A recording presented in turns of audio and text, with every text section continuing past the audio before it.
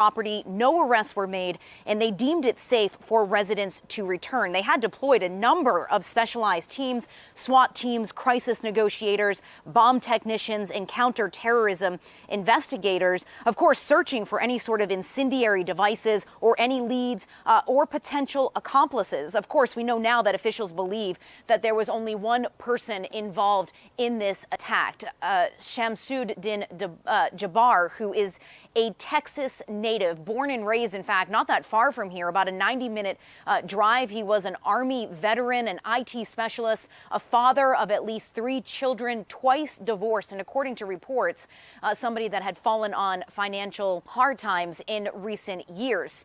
Officials on Thursday also releasing some new details about the timeline of this attack, saying that Jabbar rented that truck in Houston on Monday, so December 30th, and then he made that 6-hour drive from here in Houston to New Orleans on New Year's Eve. And it was during this time, officials say, that he posted 5 videos to his Facebook page, starting at 1:29 a.m.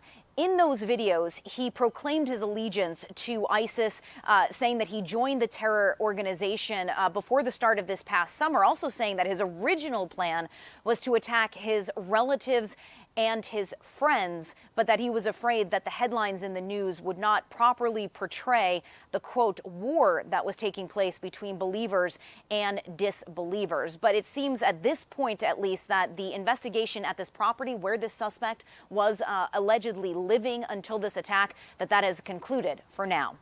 Tony Waterman, NDTV, Houston.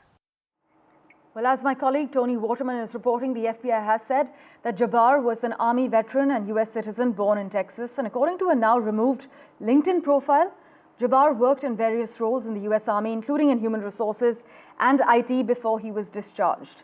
He was also deployed to Afghanistan from 2009 to 2010. But Natasha Israni is also with us at the moment, joining us with the latest lowdown. Natasha, take us through what the latest investigation reveals. Well, the latest investigation and what the FBI is saying is that a complete change from what they were saying 24 hours ago is that they are pretty confident that Jabbar acted alone. And those pipe bombs that they suspected were actually laid out in the city by other people or accomplices, 1 woman and 2 men. Now they are saying that those pipe bombs were also placed by Jabbar earlier on, and the people that they've caught on surveillance footage standing near to the coolers in which these bombs had been placed by Jabbar were being interrogated but were not being seen as suspects. So what is emerging is the lone wolf theory around this man, and what we'll hear more about in coming days is how exactly that path to radicalization happened for Jabbar from a U.S. military veteran, a real estate agent, to what he eventually did, this rampage which killed 14 people, and then the 15th person was him. We are also seeing a portrait emerge of a man who had had troubled relationships, married at least twice, as our report also said. And meanwhile, his family has spoken to the Associated Press and said that while he had isolated himself more lately in recent years, they are still very surprised by what took place, and they did not see as being expected of such violence. Well, Natasha, thanks so much for joining us with that update. As my colleague Natasha is reporting, the FBI no longer believes there are other suspects in the attack, and there's no link between the New Orleans and Las Vegas attack, is what the FBI has said on record. But just take a look at the details of the accused in the New Orleans attack. The incident that shook New Orleans unfolded late last night, when an armed individual carried out an attack, leaving multiple victims and a city in shock. Police identified the attacker as Shamsud-Din Jabbar, a 42-year-old US citizen from the state of Texas. Investigators found that Jabbar has served in the US military between 2007 and 2020. He also was deployed to Afghanistan from February 2009 to January 2010. The FBI said that an ISIS flag was located in the vehicle used in the attack. The Bureau is trying to determine if Jabbar was associated with any terrorist organizations. The subject has been identified as 42-year-old Shamsud-Din Jabbar, a U.S.-born citizen from Texas.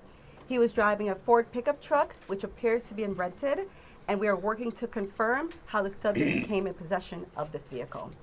An ISIS flag was located on the trailer hitch of the vehicle, and the FBI is working to determine the subject's potential associations and affiliations with terrorist organizations. Weapons and potential improvised explosive devices, IEDs, were located in the subject's vehicle. Jabbar's journey from a decorated military veteran to a terrorist suspect is as complex as it is tragic. He served in the US Army for over a decade, deploying to Afghanistan where he served as an IT specialist. He left the army in 2015 as a staff sergeant after serving both in active duty and as a reservist. Despite the stability of his military career, Jabbar struggled with personal and financial issues that seemed to worsen over time. He also worked with consulting firm Deloitte, earning about $10,000 a month. In a statement, Deloitte said Jabbar had served in a staff-level role since being hired in 2021 and that the company was doing all it could to assist authorities.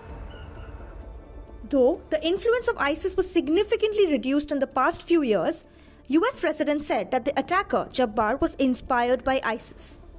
The FBI also reported to me that mere hours before the attack, he posted videos on social media indicating that he was inspired by ISIS, expressing a desire to kill. The ISIS flag was found in his vehicle, which he rented to conduct this attack. Possible explosives were found in the vehicle as well, and more explosives were found nearby.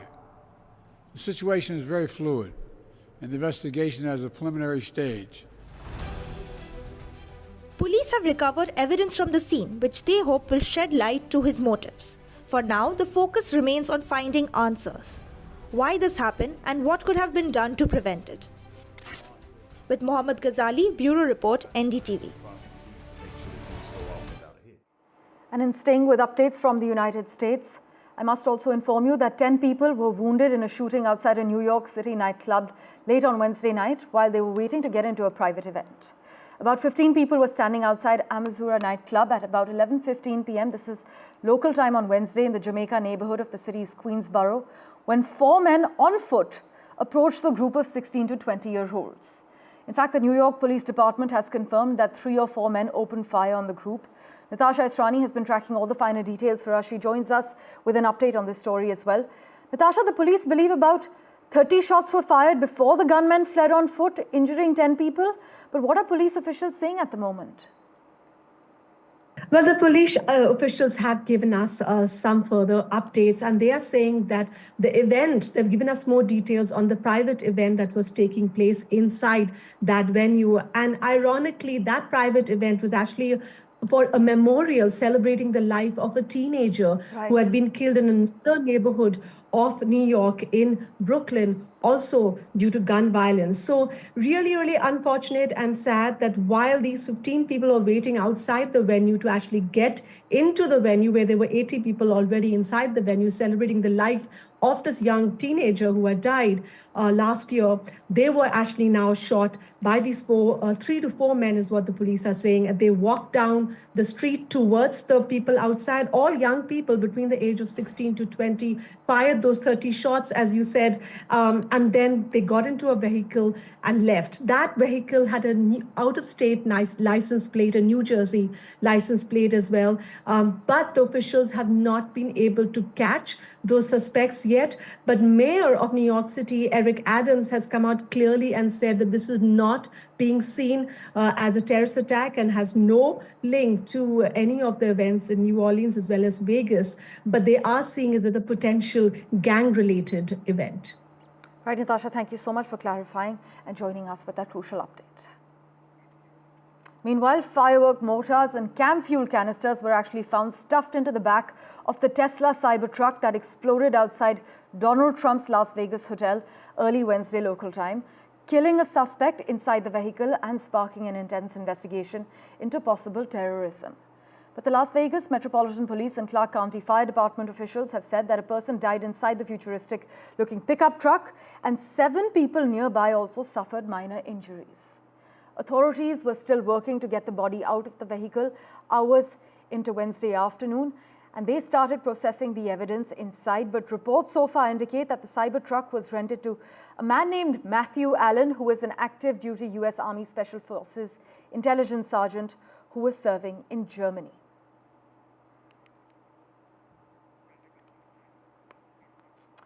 Let's switch tracks now. Well, Beijing has added 28 US defense firms to a list that restricts what Chinese companies can sell to them.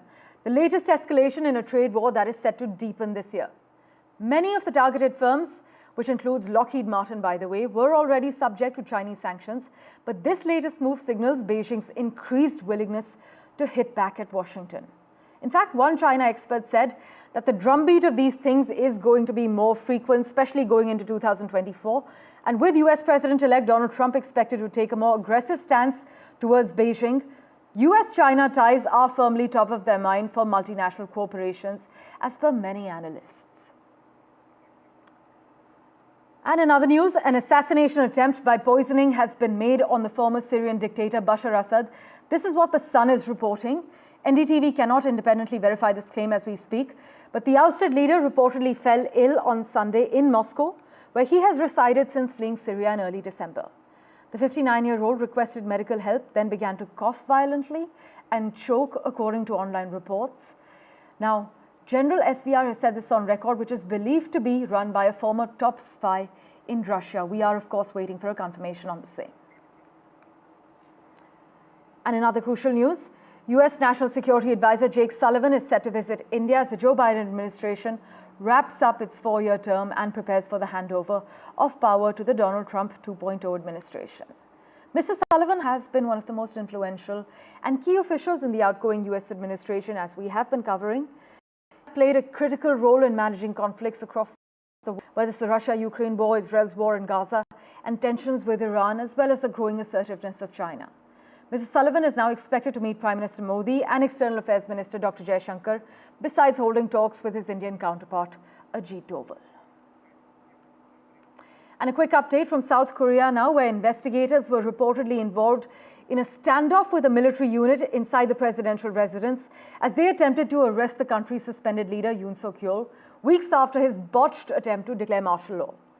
In fact, officials from the Corruption Investigation Office were led through heavy security to enter Yoon's residence in Seoul early today, while his supporters confronted police outside.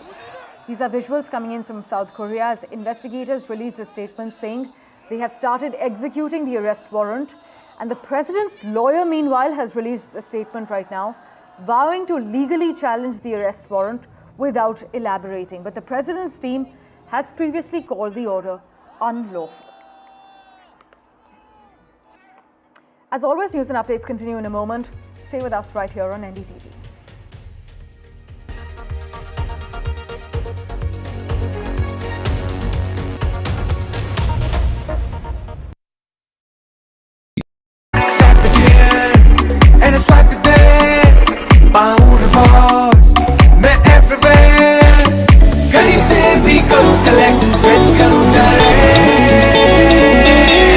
Download any single ID partner app, link your card and earn reward with top brand. Get it free with single ID.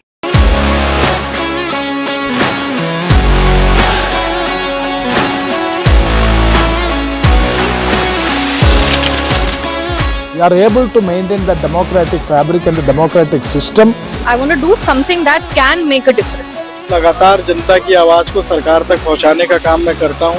I was a student up until very recently. I really want to work and do something for my people because they have given me this opportunity. They have elected me. सोचा नहीं था कि राज्यसभा सांसद बनूंगी.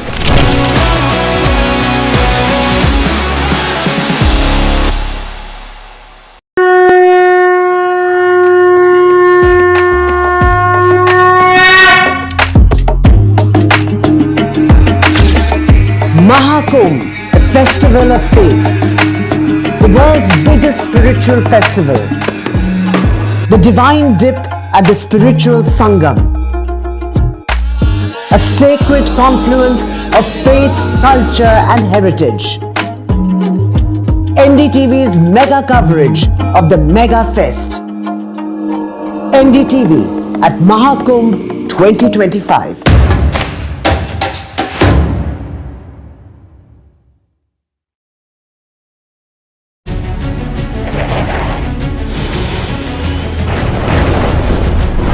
week on India Ascends.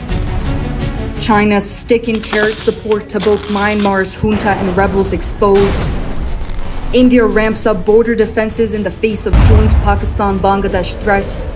From geopolitics to defense and economics, what New Delhi is looking forward to in 2025, and find out why 2025 has not proved to be a happy new year for Justin Trudeau.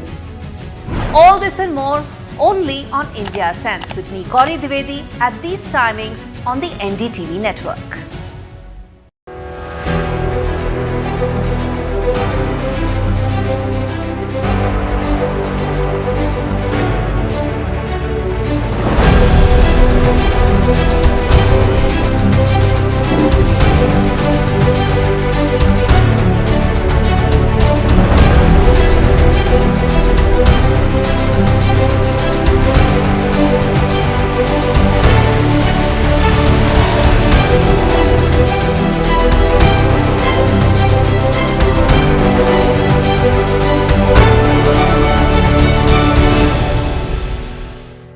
In today's interconnected world, India's voice is more crucial than ever.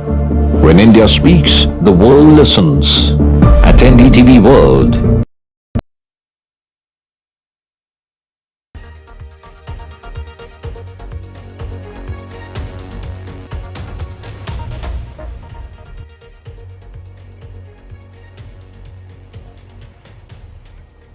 Welcome back. Well, in a fresh blow to Hindu priest Chinmoy Krishnadas, it appears there will be no relief on the Hindu priest who had been booked in a sedition case in November last year for allegedly disrespecting the Bangladesh flag. Das's bail plea has been rejected yet again in Bangladesh's Chattogram court for the third time. In fact, a team of 11 lawyers participated in the 30-minute-long hearing held amid heightened security. Remember that after the rejection of his bail plea on the 26th of November, clashes erupted between protesters and police outside the Chattogram court premises, resulting in the killing of advocate Saiful Islam Alif. Das's petition claimed that he is suffering from several ailments, including diabetes and respiratory problems, and had been arrested in a false and fabricated case. Switching tracks to the big story we're tracking, well, Rohit Sharma's absence from India's 11 against Australia for the 5th test of the Border Gavaskar Trophy probably started a new chapter in Indian cricket.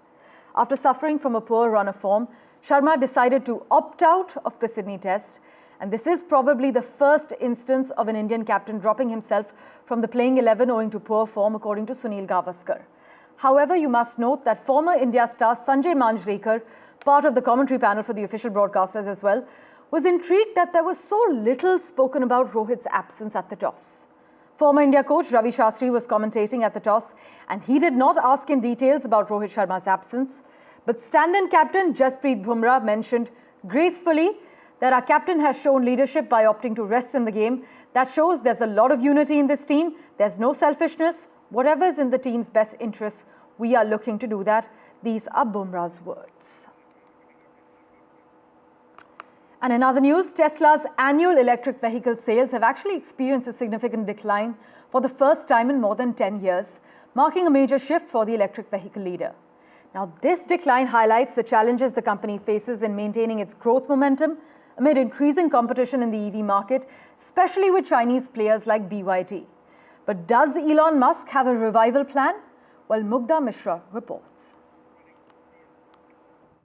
Well, it has certainly not been a happy start to the new year for Tesla and its investors.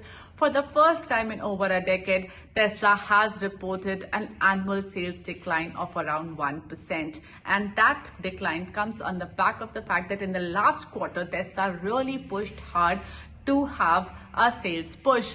They rolled out discounts and freebies, so much so that analysts are now worried about Tesla's profit margin.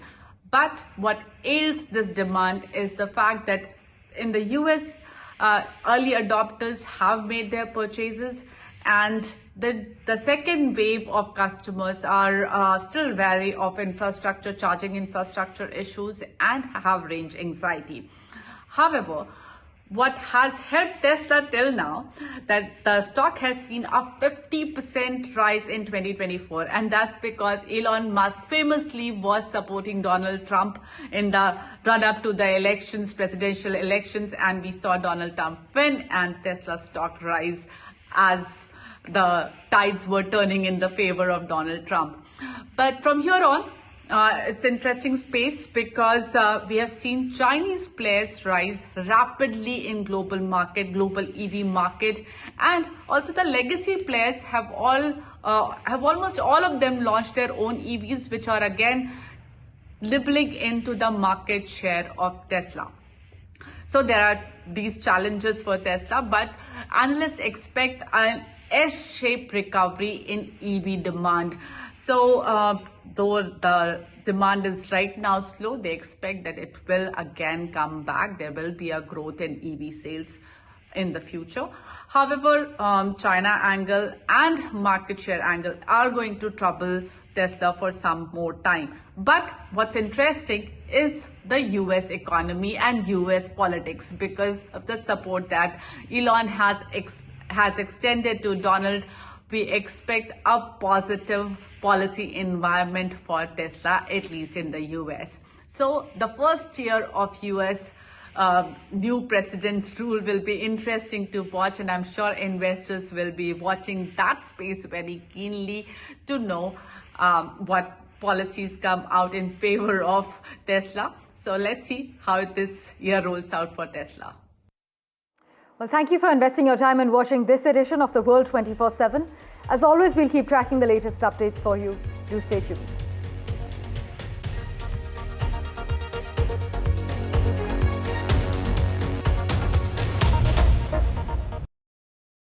I've been reporting on all issues, big and small, from Andhra Pradesh, Telangana, rest of South India, bringing you all the action, all that you need to know, all that you want to know. The energy of Maximum City is infectious. I bring in that energy in our news coverage from financial capital Mumbai. Covering from the southernmost part of India over the last 23 years, I bring in-depth and 360-degree coverage from the Dravidian heartland. The land of Mishti is also known for its bitter politics. I have seen much water flow under the Howrah Bridge, covering Bengal in all its vivid colors.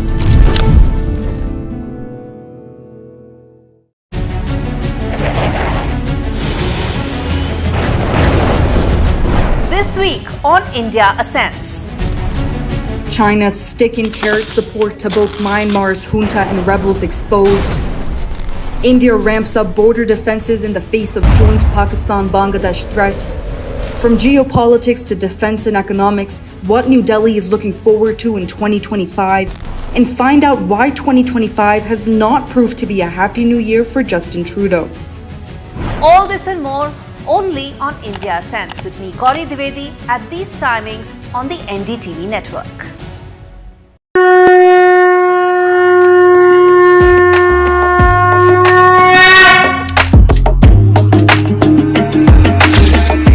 Mahakumbh, the festival of faith, the world's biggest spiritual festival, the divine dip at the spiritual Sangam, a sacred confluence of faith, culture and heritage. NDTV's mega coverage of the Mega Fest. NDTV at Mahakumbh 2025.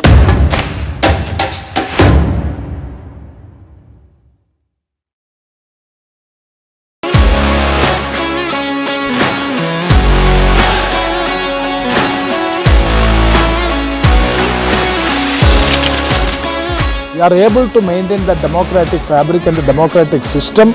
I want to do something that can make a difference. लगातार जनता की आवाज को सरकार तक पहुंचाने का काम मैं करता हूं. I was a student up until very recently. I really want to work and do something for my people because they have given me this opportunity. They have elected me. सोचा नहीं था कि राज्यसभा सांसद बनूंगी.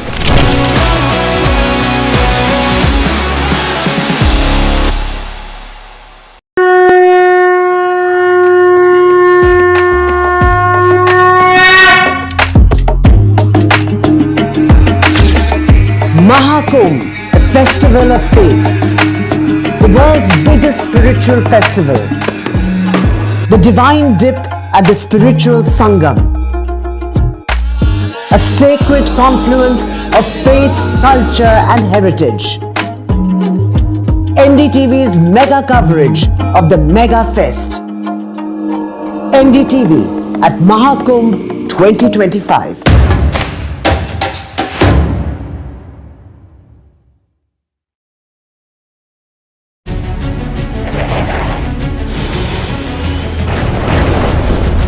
This week on India Ascends.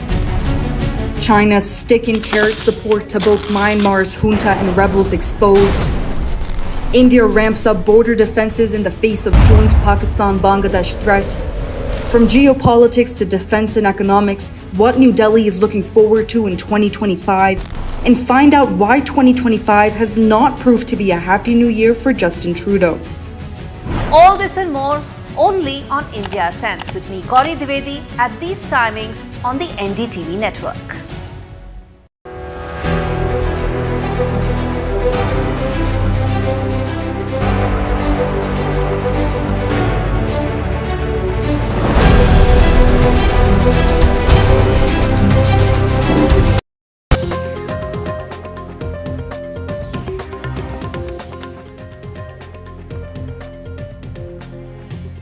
New Orleans attacker was 100% inspired by ISIS, is what the FBI is saying about the suspect on that New Year's Day attack. And of course, he has acted alone, is how the FBI is describing the deadly event as an act of terrorism.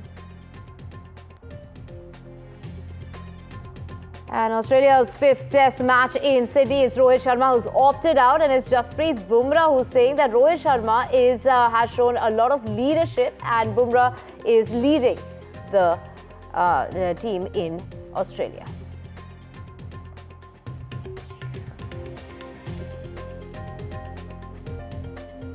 %15 bus fare hike that has sparked quite an outrage in Karnataka is the Congress government citing fuel as well as staff costs, which has led to that hike as far as bus fare is concerned. The BJP attacking the government, saying they're mocking the plight of the poor, and also saying it's free for women but double for the husband.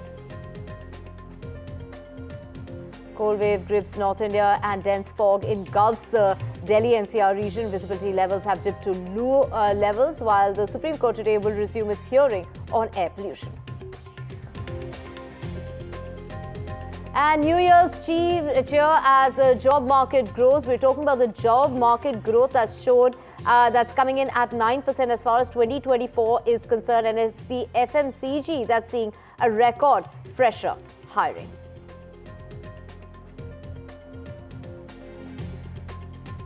The Sports Ministry announced a scale Ratna for Olympian Manu Bhaker and chess champion D. Gukesh, Harmanpreet Singh and Paralympic champ Praveen Kumar. The government has denied the earlier controversy over Manu Bhaker not being included, saying that the list was not ready at the time.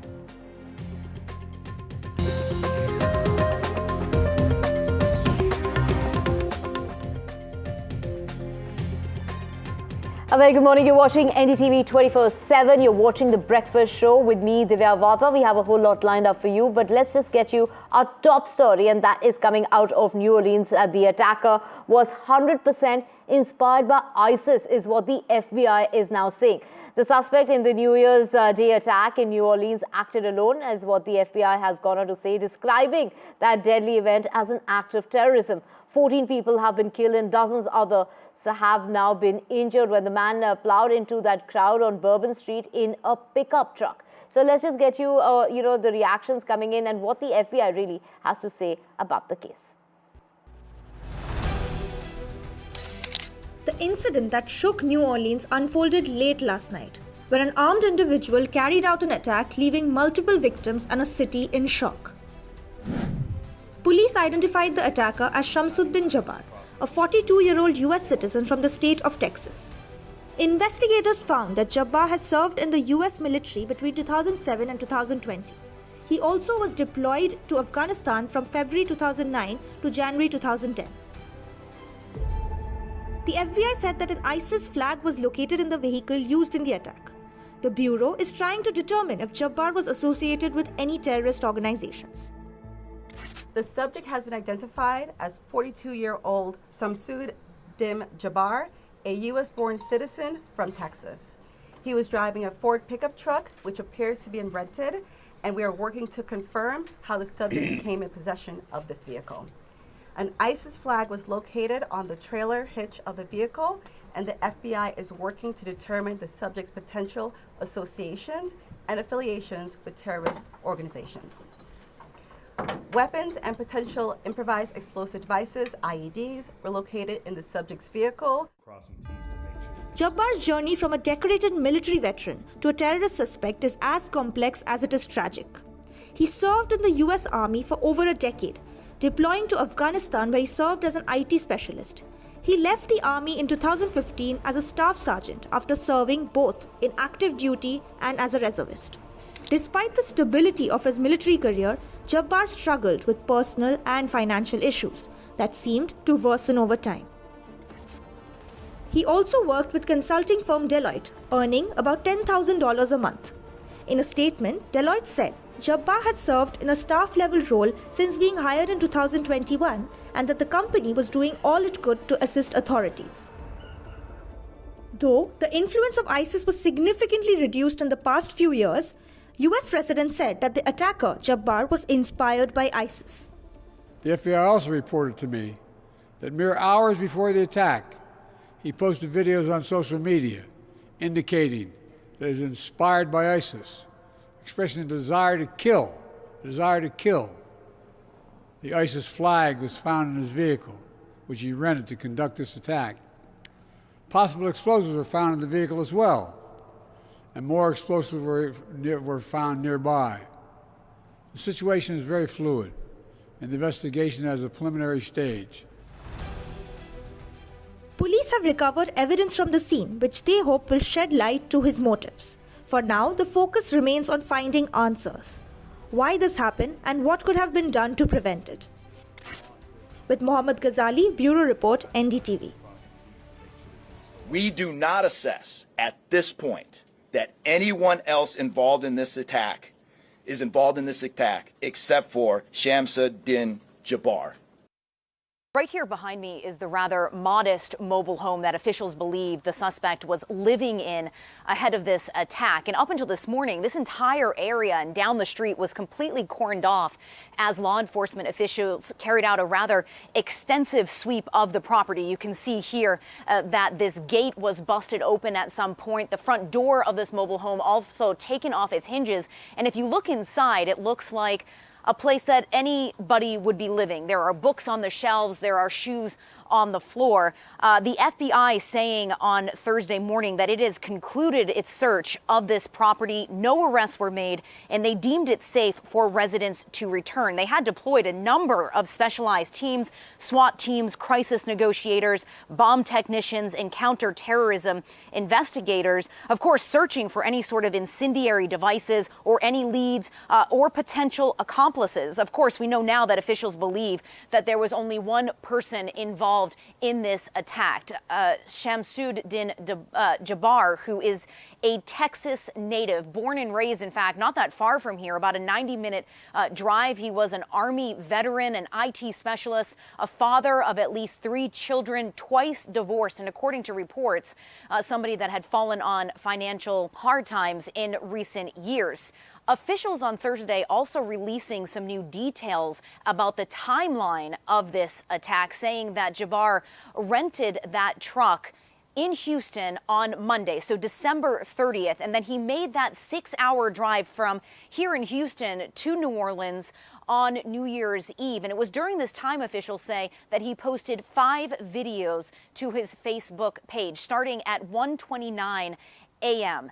In those videos, he proclaimed his allegiance to ISIS, saying that he joined the terror organization before the start of this past summer, also saying that his original plan was to attack his relatives and his friends, but that he was afraid that the headlines in the news would not properly portray the, quote, war that was taking place between believers and disbelievers. But it seems at this point, at least, that the investigation at this property where this suspect was allegedly living until this attack, that has concluded for now. Tony Waterman, NDTV, Houston. Thank you so much, Tony Waterman, for joining us with all those details. We also have Natasha Israni from New York joining us.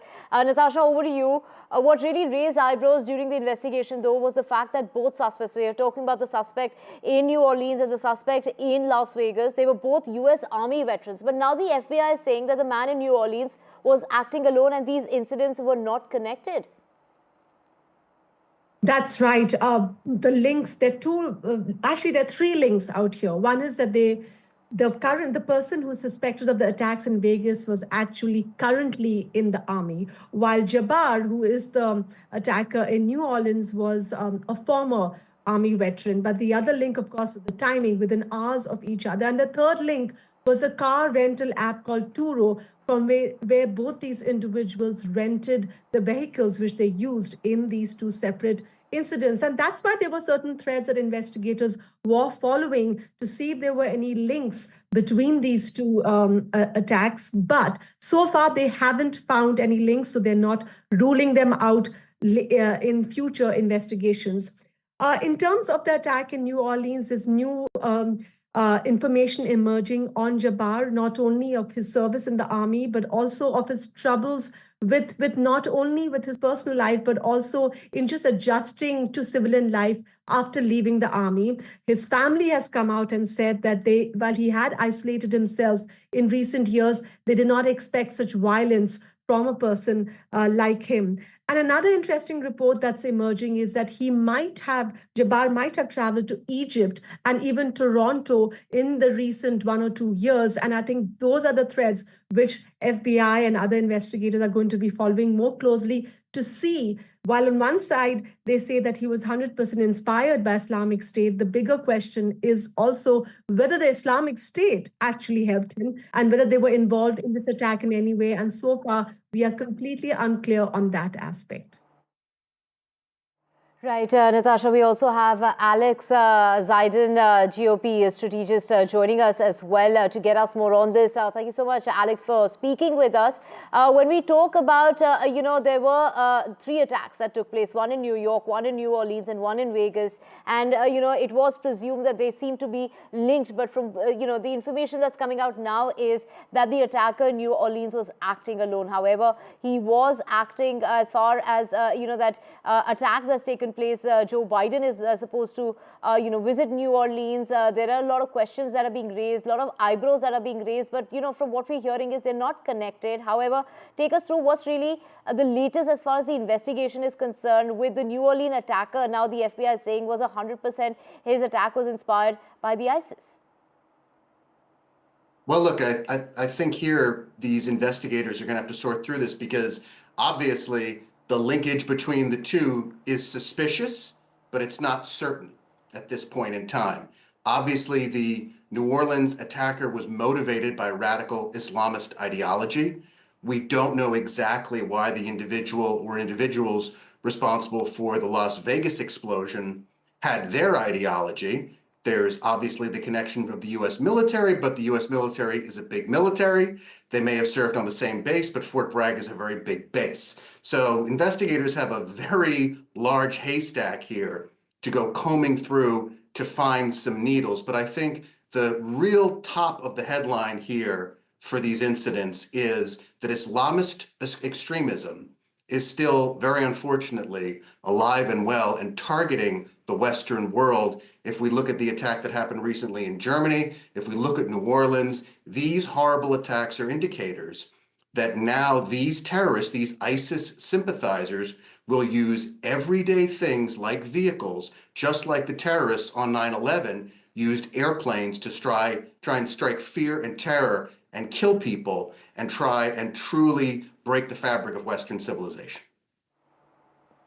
That's right. Could better security measures have averted these terror attacks? And given the fact that, this is the time in the run-up to, it is Donald Trump who's going to be taking over as the new president of the United States. And given the fact that there was, an assassination bid on Donald Trump in the run-up to the elections, shouldn't security be beefed up in this month of January?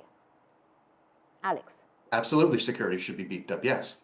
I'll have to say that already security is pretty high for the presidential inauguration.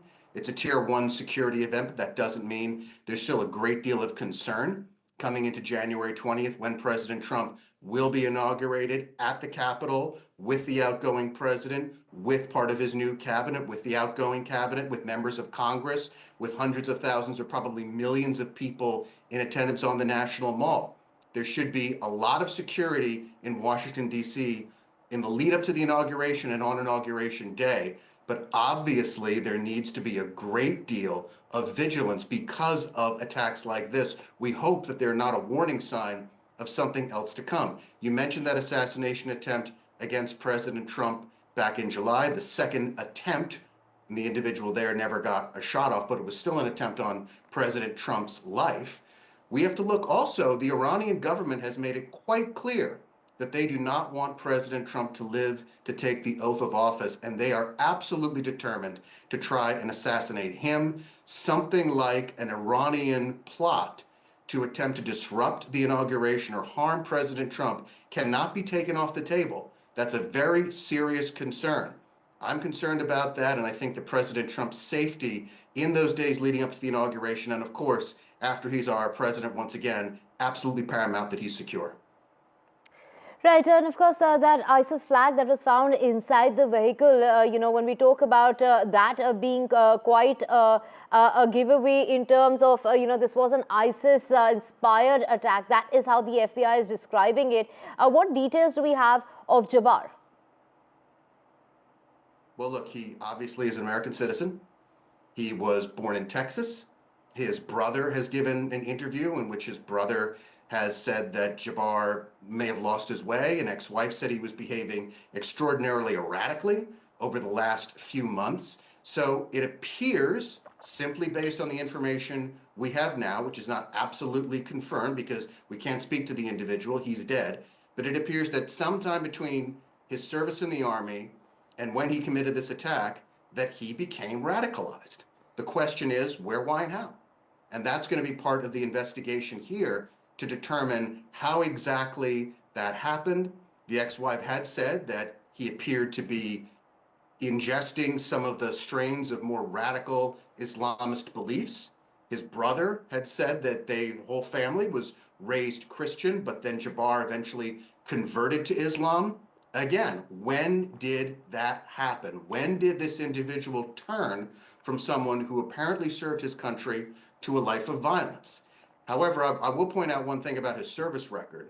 It does seem that his separation from the U.S. Army was not happy.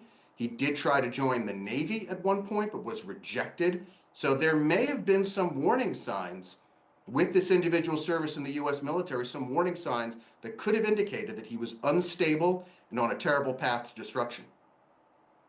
Right. Also, Alex, what details do we have for the suspect as far as the other case is concerned? We're talking about the case in Vegas. What details do we have of him?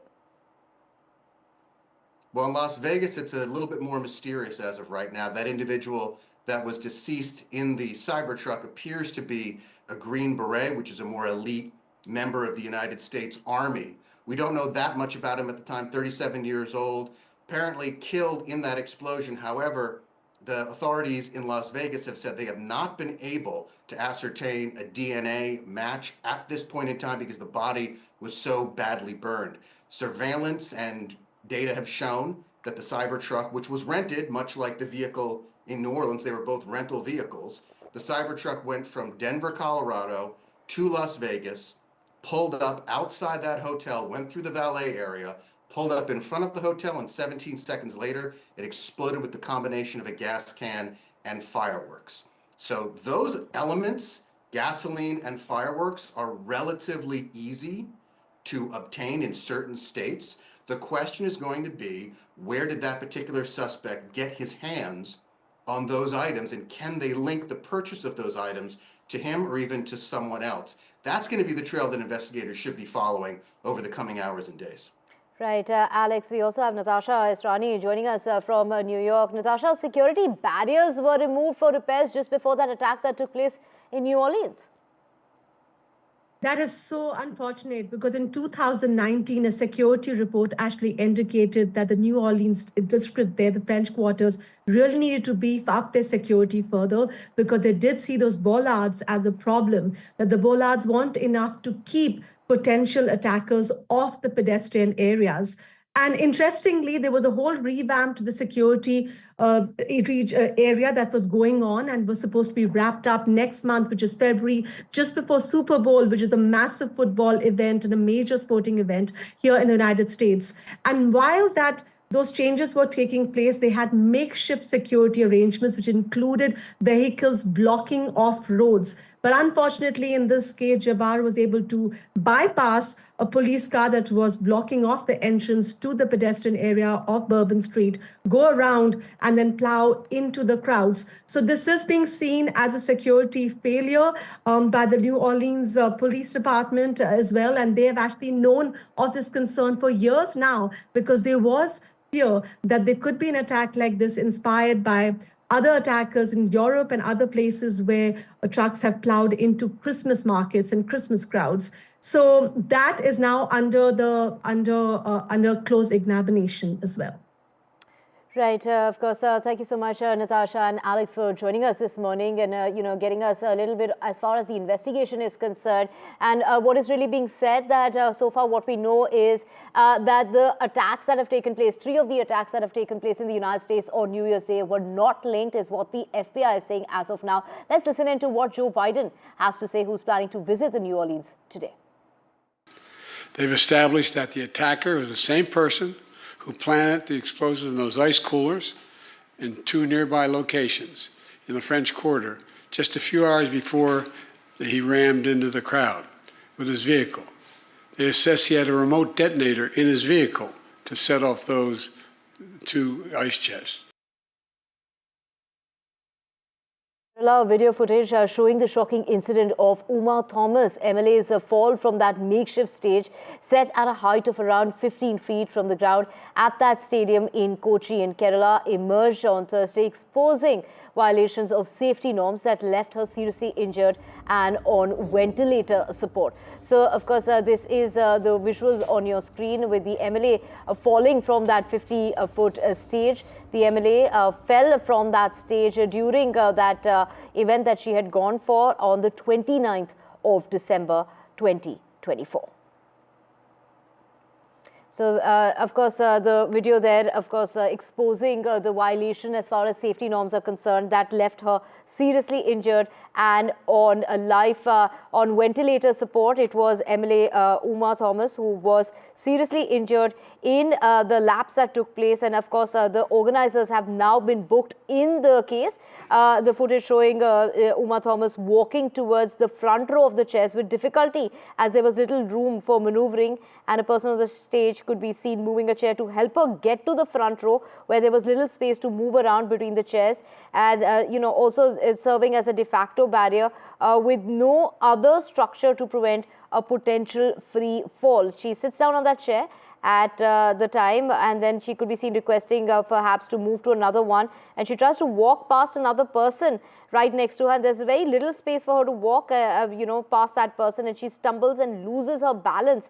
Even as she tries to grab support, she could only grip the queue manager, and then she falls. And it is in fact very shocking as to the kind of arrangements that were in place, highlighting the lapses as far as the organizers are concerned, and the organizers now have been booked in the case. Switching tracks from Kerala to Karnataka now, and the Congress government is under fire because it has decided to hike the bus fare by 15%, and that has sparked quite an outrage. The hike to increase the government's revenue, with the government there is saying that it is the fuel cost and the cost of the staff that's gone up, and those are the reasons, those are the grounds on which they're increasing the bus fare. The BJP there is, of course, attacking the Siddaramaiah government, saying that it is Siddaramaiah's government that's mocking the poor. It's free for the wife, but it's double for the husband. So that is what the BJP is saying about the Congress-led government in Karnataka. Of course, the government there is coming out in its defense and saying that the last time they hiked the fare was back in 2015. And we have given administrative approval for increase of 15% of rates, ticket prices to be enhanced, raised. And 15% is raised because of the deficit that the corporation was facing, all the corporations were facing. I think more than 4,000 crore they have to give transport department, BMTC and KSRTC. There is no money. That's why the easy thing. So free for ladies, wife free, husband double. So people have to understand free means wife free, husband double. Nihal, they're getting us more on this, joining us on the phone line. Nihal, a very good morning. Of course, the BJP government there attacking the Congress government there, saying that why is it free? These freebies that were announced by the Congress party, saying that it will be free for women. The bus fare will be free for women. Why have you made it free for the women if you're going to be charging double to the men in the state of Karnataka? Nihal. We have asked the same question to the minister, and the minister said that even when the BJP was in power in 2020, the party had increased the bus fare by 12%, and even in 2014, the bus fare was increased by 15%. So because the diesel prices have gone up many folds, and that's why it is not sustainable. That is why they have increased the fare price of buses, not only to ordinary, to deluxe, to all premium classes buses. All four corporations come under the state government, and across all the platforms they have increased 15% fare, and it will be affected from tomorrow midnight. But still the government claims that it is cheaper in comparison to the bus fare being charged by the government in Telangana, Maharashtra and Andhra Pradesh. But the BJP is protesting today around 11:30 against this bus fare, and the government is claiming that it has got nothing to do with the free bus services being provided to women because of the salary component and the increased price of diesel. It was mandatory, and it was not possible to sustain without the increase, and that is why the bus fare has been increased. But now it is said that in the coming days the price of electricity charges as well as water charges are also going to be increased. Right, Nihal, of course, a move that's going to come into effect from the 5th of January. This is expected to generate 74.85 crore rupees monthly and about 784 crore rupees annually. Thank you so much, Nihal, for joining us with those details. Now, as a part of Uday Foundation's blanket donation drive, 60,000 blankets are needed to help save lives. Blankets can be dropped off at this location on your screen in Sarvodaya enclave of the national capital. The pin code is 110017. The address is D233 Sarvodaya enclave. You can help save lives, people battling the harsh winter conditions as far as North India is concerned.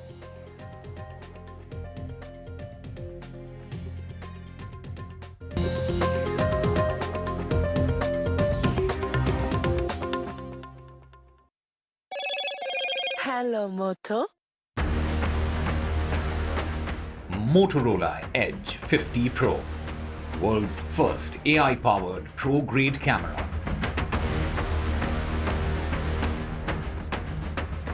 The suspect in New Year's Day attack in New Orleans acted alone is what the FBI is saying, and the attack was ISIS-inspired. The deadly event is being described as an act of terrorism. 14 people have died, dozens have been injured as that man that drove into a crowd in a pickup truck. India captain Rohit Sharma opted out of playing for the 5th and final test match against Australia in the Border Gavaskar Trophy Series as Jasprit Bumrah walked out to lead the team at the Sydney cricket ground. The Sports Ministry has cleared the air when it comes to Khel Ratna that has been announced, which includes Olympian Manu Bhaker, saying initially her name was not in the list, but actually the list wasn't even prepared at the time, denying that earlier controversy. Cold wave grips North India and dense fog engulfs the NCR region, impacting visibility levels which are down to very poor category, very low visibility levels early this morning, while the Supreme Court is going to resume its hearing on the pollution in the national capital.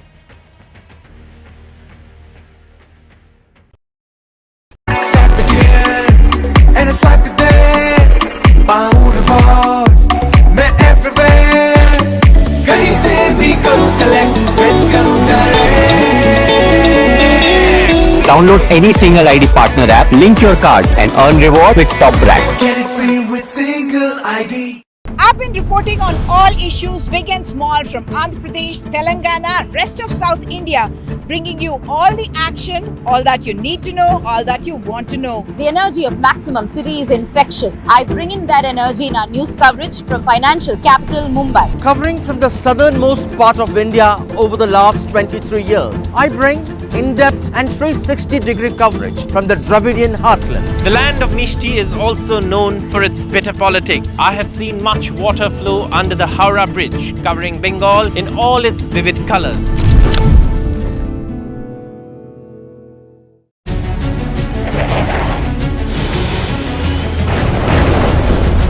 This week on India Ascends.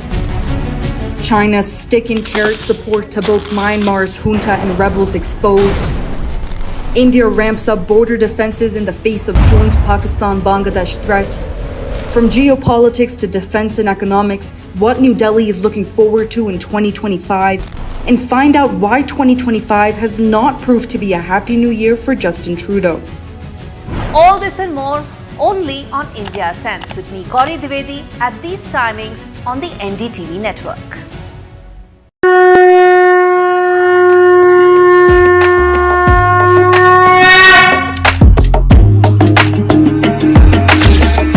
Mahakumbh, a festival of faith, the world's biggest spiritual festival, the divine dip at the spiritual Sangam, a sacred confluence of faith, culture and heritage. NDTV's mega coverage of the Mega Fest. NDTV at Mahakumbh 2025.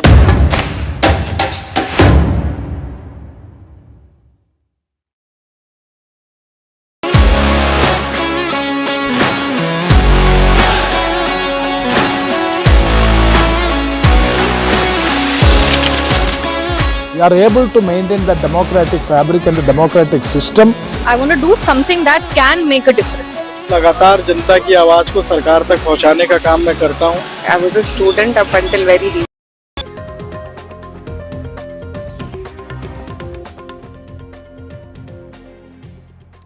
Welcome back. Let's get you the very latest when it comes to the India's job market. That's seen quite a growth as far as 2024 is concerned. We're talking about a growth of 9%, and it is, of course, the FMCG that's seeing a record fresher hiring, with IT sector seeing a positive rise. It's AI-related jobs that are boosting the growth market, and we're talking about a good year as far as job seekers are concerned. So India's job market has seen a growth of 9% in 2024 in comparison to 2023, driven by artificial intelligence and machine learning at 36%, oil and gas 13%, FMCG at 12%, and healthcare at 12% as well. By embracing evolution and combining fresh talent with strategic expertise, top metro cities collectively have shown a growth of about 10%.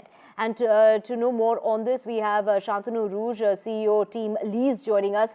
Thank you for speaking to us this morning. India's job market it's set to broaden its horizons with that projected 9% growth in hiring. Of course, we're starting 2025 on a good note, with the forecast indicating that hiring is set to retain its momentum. That's absolutely correct, Divya. I mean, India is steering at an extremely nice year, looks like 2025. Most of the organizations, most of the sectors and industries are forecasting great growth numbers. starting from manufacturing, infrastructure, construction, e-commerce, tech startups, logistics, FMCG, IT. All of these things are actually looking up, both for lateral hiring as well as for freshers hiring. I think this is going to be a nice year compared to the previous year that we have seen. Right. Also, Shantanu, for people who are planning a career at this point in time, take us through the sectors that they should really be looking out for and they should be opting for.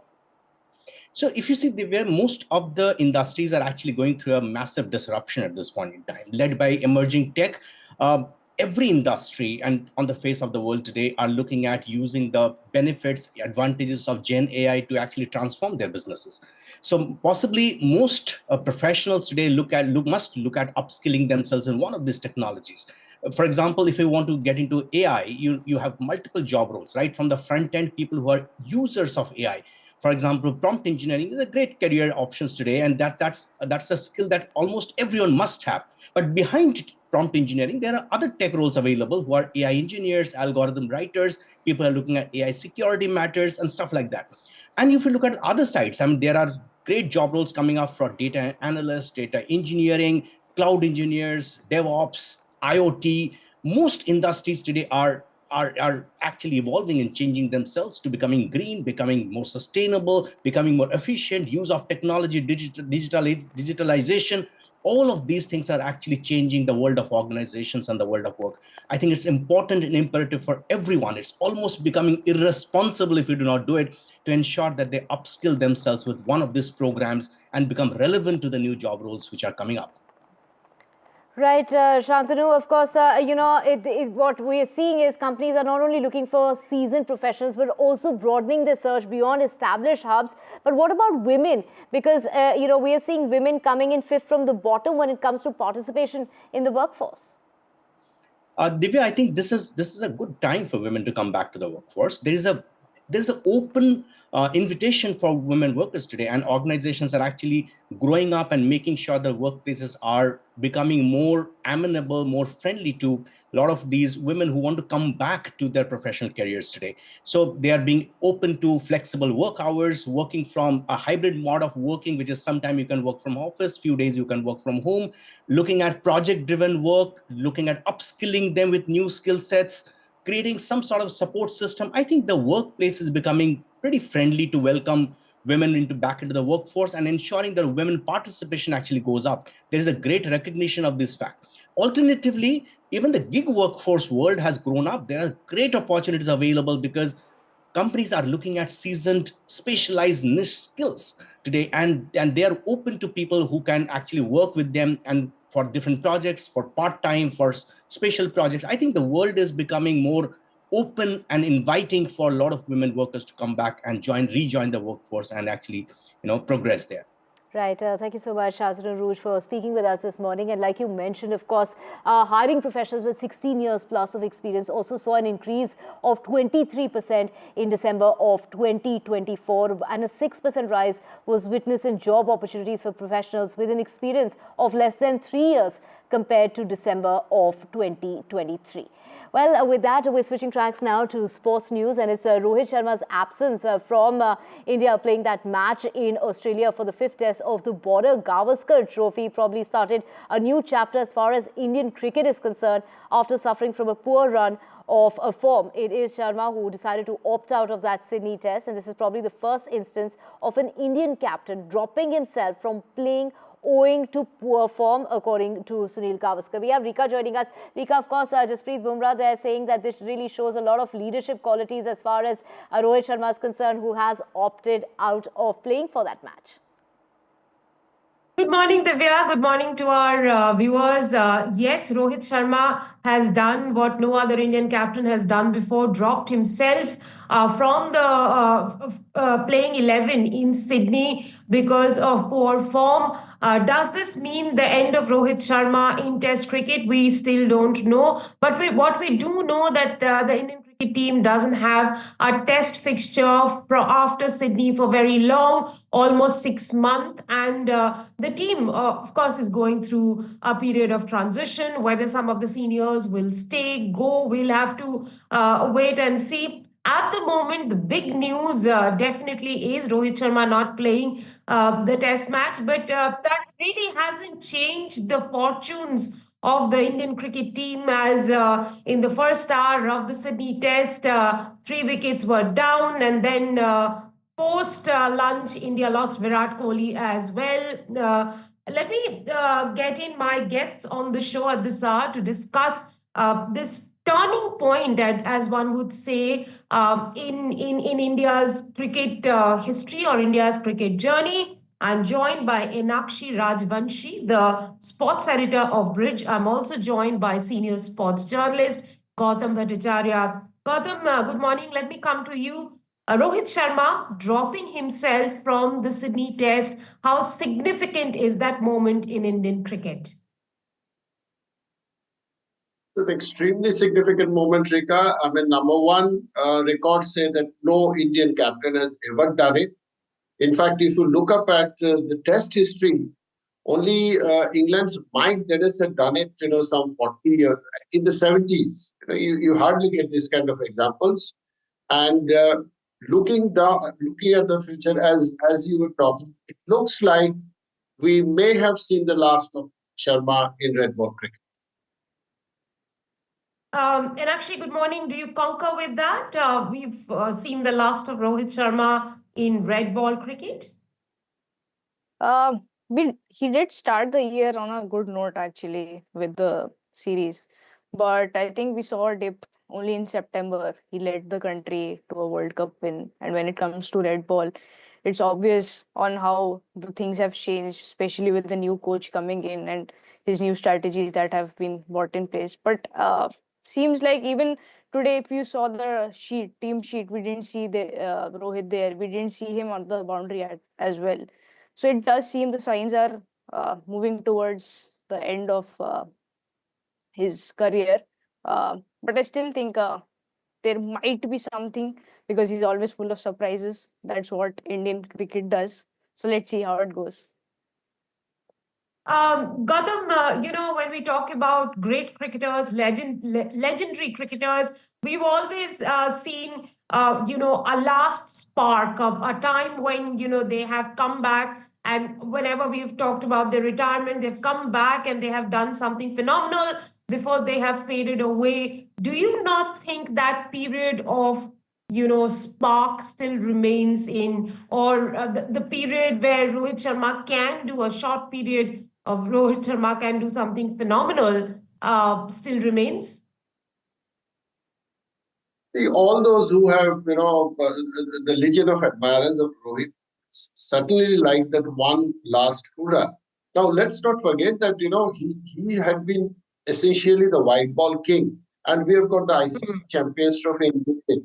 But when it comes to Test cricket, since, it's a long shot whether we will be able to, qualify for the World Test Championship, now we have to look at other ifs and buts. So the next Test series against England in England is actually the beginning of the next cycle. That's why the chances get a little more remote.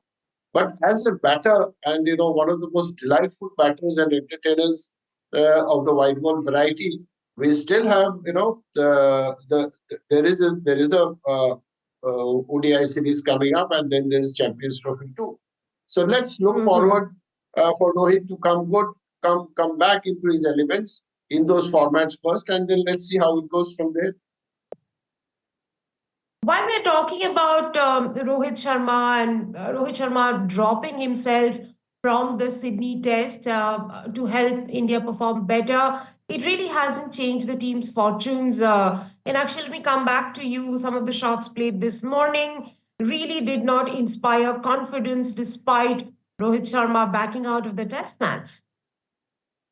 Yeah, it was actually a little surprising to see India opt for batting given the overcast conditions and given how green the pitch was. Although Pat Cummins also said he would have opted for batting, but seems like he would have been happy after the first session to have lost the toss. If you see, I think KL Rahul, it was a soft dismissal. It was very uncharacteristic of him how he got out. Doesn't really I don't think it was much there, but given with Yashasvi and the way he has been using his feet during the entire series and using his strategies that way, I think he could have nicked the ball not in that direction. So I think, yeah, definitely the youngsters, although this series has been good, given we have seen Nitish Reddy coming up and we have seen some characteristic performances from Yashasvi, but I think after Perth, there's a lot more to see from them. And Gautam, Shubman Gill drafted into the team in place of Rohit Sharma. It must have had considerable pressure on the youngster, but the way once again he got out, would you say that was that really speaks of lack of application? Yes, Rika. You see, I mean, this has been the issue with India. I mean, we have lost cluster of wickets off and on during this series, like managing to throw yourself from a comfortable position to to one on the edge. So that's precisely what happened. He was looking very untroubled. Now Nathan Leon was bowling, and he was bowling with a changed line to him, so that he can plant a little bit of seeds of doubt in his mind. He stepped out, and then that just played into the Australian hands. That catch in the second slip, it was highly avoidable. I'll also have to ask you a question about Virat Kohli. Once again, him playing on that fourth stump line. His Achilles heel remains, despite the series coming to an end. What would you say of how Virat, except for that one knock in Perth, has panned out in this series? He was looking in good touch actually until. Yeah. The question is for Gautam. I'll come back to you, Inakshi. Oh, well, sorry about that. Yes, you see, I mean, what's happening is the Australians are now probing on his patience. Here, he had survived, nearly 70 balls, 69 deliveries to be precise for that 17 odd. He had a life first ball that he faced. Again, that 36 that he got at the MCG. So what they're doing is they're probing on his patience, and sooner than later, this Scott Boland had been very effective that way. He's been bowling that what we can call that Glenn McGrath line, and the one that straightens up. It's difficult to draw your back. I mean, you're almost forced to play at that. That's what happened with Virat. He wasn't going for that expansive drive really. He just had to fend at it, and that was the end of Virat. Unfortunate, but it's up to sort it out really. And actually, the other person, who has been under the scanner after the Melbourne Test is Rishabh Pant. This morning, he has played with a lot of sincerity, I would say, and diligence. But he's also managed to play some of the good shots from his repertoire. Tell us a little bit about the kind of change that you see in Rishabh Pant from Melbourne to Sydney. There was a lot of conversation about how he got out in Melbourne, and especially after that, even today, if you see like the second boundary that came after the first session, after lunch, it was Pant who came in and hit it. So there's always his natural game that we talk about, that he comes in and he tries to hit those shots. But definitely there's some maturity that we've been seeing today in his knocks, although he just got hit hurt on Boland's ball. But I think he's going strong, and given it'll take some time to kind of get or change his strategies or his games based on the need of the team. But I think that's what he does and what he's best at. So hopefully that will work for the team as a unit. Well, thank you very much, Inakshi and Gautam, for joining me at this hour to talk about one of the very, very important topics of the day. Rohit Sharma opting out of the Sydney Test for the first time. An Indian captain has done such a thing, but whether it changes the fortunes of the Indian cricket team or not, we'll still have to wait and see. With that, I hand over to Divya for the rest of the news. Right, thank you so much, Rika. Of course, Jasprit Bumrah saying no selfishness and playing really for the team, and that it is Rohit Sharma who's shown a lot of leadership by opting out. Moving on now to more news, and that's Delhi that continues to shiver as we're talking about low temperatures and low visibility levels, and that has impacted the visibility severely this morning, as well as the air traffic. So the dense fog situation that we're seeing in various parts of North India, that's going to continue up until this is going to continue over the weekend. We're expecting some rain on the 6th, and that is going to add moisture, which basically means that fog conditions will continue in the next, as far as next week is concerned as well. What we can expect is that the daytime temperature, that will dip further, but the night temperature, that is around normal as far as most parts of the northwest plains are concerned, including the national capital. The temperature is in fact normal or even a degree or two more than it should be for this point in time. But the rain that is coming about as soon as Monday, that is going to add moisture. It is going to make it colder as far as the daytime temperatures are concerned. Flights of many airlines have been impacted this morning, while trains are also departing and arriving in Delhi. They've been running late. As far as the AQI is concerned, that has also gone up. We have my colleague Shreya joining us to get us more on this. Shreya, as far as Noida is concerned, schools have been shut because of the fog situation as well as the cold situation. Get us, how many flights and trains have been impacted this morning, because visibility has been zero as far as the international airport is concerned, the Palam airport is concerned. It's only within the city limits where visibility is coming in at about 50 meters. Well, absolutely, Divya. The visibility was recorded at 50 meters to 0 meters early in the morning at the Delhi airport. Although the Delhi airport has issued an advisory stating that no airlines have been delayed yet, but it can definitely take a hit later in the day. So the passengers who are flying out from the national capital should definitely check out their flight status beforehand.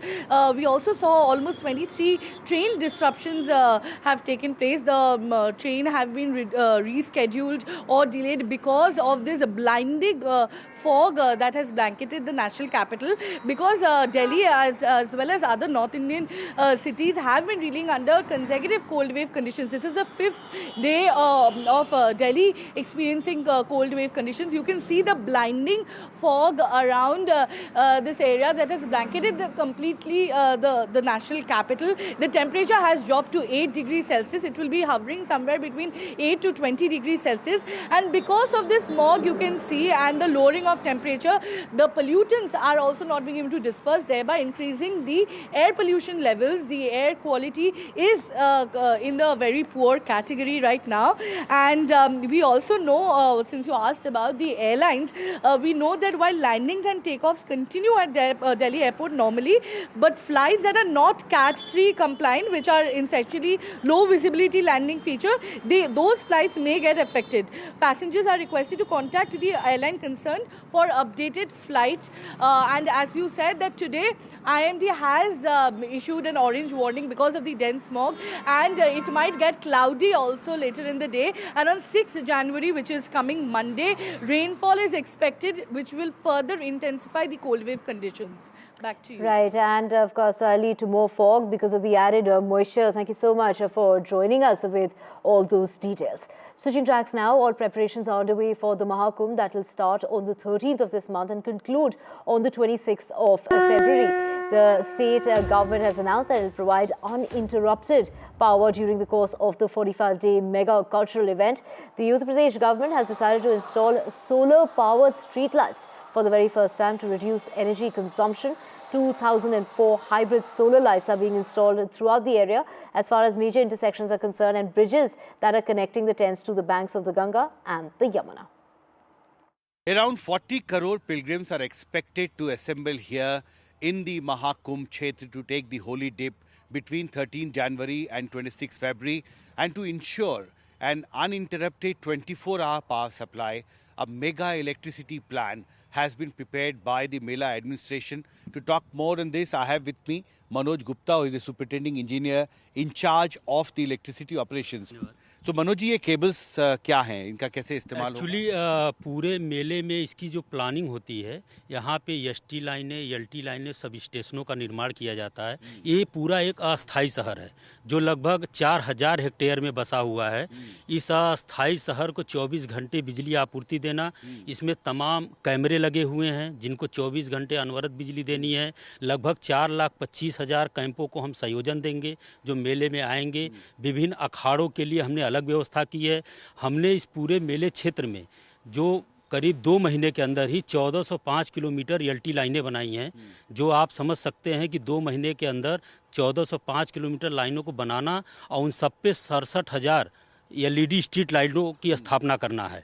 इसके अलावा मेले में निर्बाध विद्युत आपूर्ति रहे, जिसके दृष्टिगत हम लोगों ने 182 किलोमीटर एसटी लाइन बनाई है 11 kV की। तो और साथ ही केबल्स रखी है मनोज जी, ये कौन सी केबल, इनका क्या इस्तेमाल ये होता है? बेसिकली एलटी केबल है। जो भी हमारे अखाड़े होते हैं या बड़ी संस्थाएं होती हैं, उनको 24 घंटे कनेक्शन परिवर्तक से देने के लिए इन केबलों का इस्तेमाल होता है। इसके अलावा हमारे पास 11 kV की XLP केबल का भी इस्तेमाल किया जाता है, जो कि 3x185 स्क्वायर mm की होती हैं।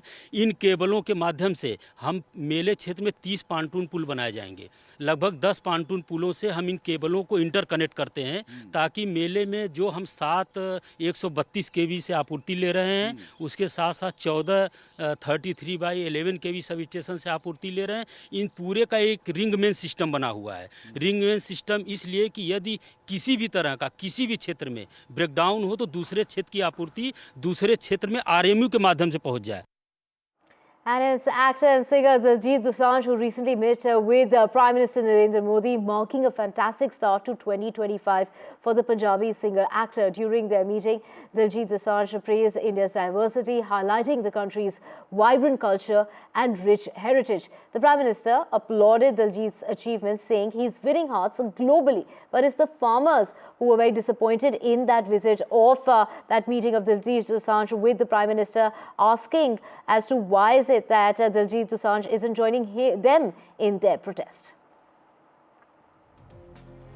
And with that, we're slipping into a very short break. Back with a whole lot more on the other side.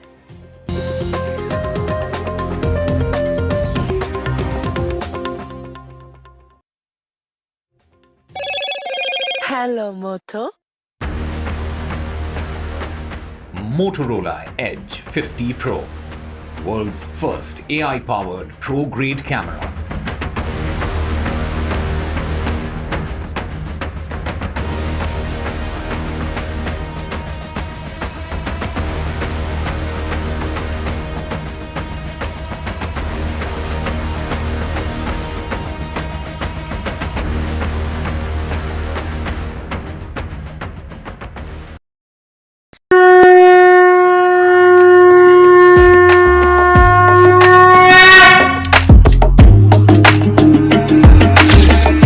Mahakumbh, a festival of faith, the world's biggest spiritual festival, the divine dip at the spiritual Sangam,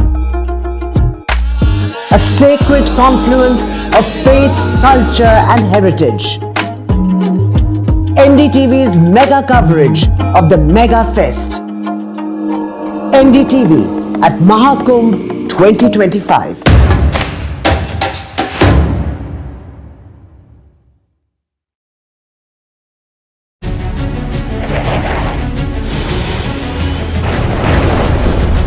This week